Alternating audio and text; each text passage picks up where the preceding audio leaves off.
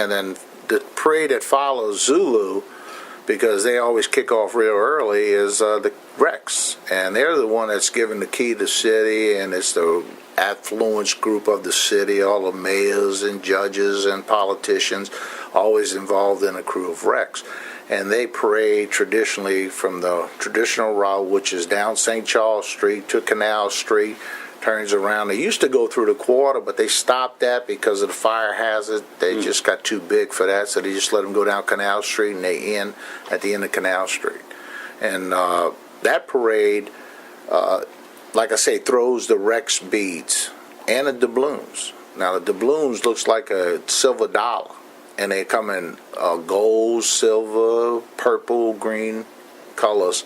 And years when I was growing up as a young man, we always hustled the doubloons, but today in 2011, people don't seem to chase the doubloons like they do. But years ago, that was a treasure, catching the doubloons and a Rex bead, because they have the special beads made with the Rex name on it. Yeah. Zulu also has a special bead now with the Zulu name on it. Yeah.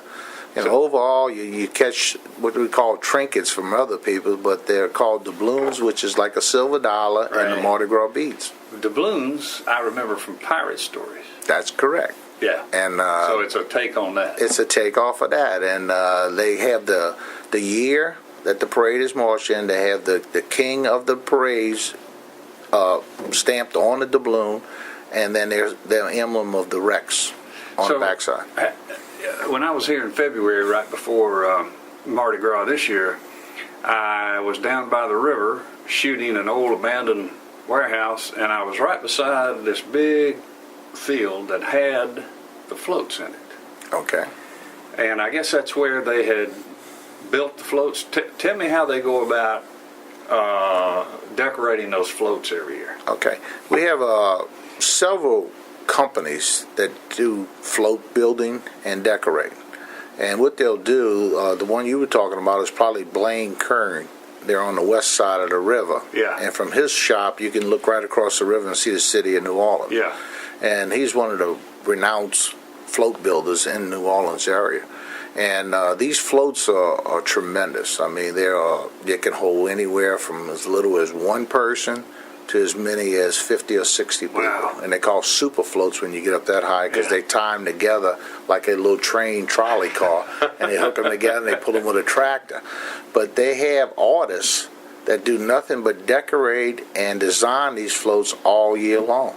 And they have a crew that starts in the morning every day, just like me and you going to work at 6, 7 o'clock in the morning to 6, 7, 8 o'clock every night, working on these floats on the themes that they're going to go with for each carnival club. And so they literally engaged in that for the whole year. I mean, as soon as Mardi Gras is over, they start thinking about They start next year. And they recycle a lot of their floats. They don't build new floats every year. Yeah. But they'll just change up a few things. Yeah. And most of the time you'll see that these faces, the raccoon or the alligator or any of the traditional ones that you see every year, they leave those alone. Yeah. But most of the time they come up with a different theme, like superheroes, country and western, different themes they'll come up with, and then they play off of that. Yeah.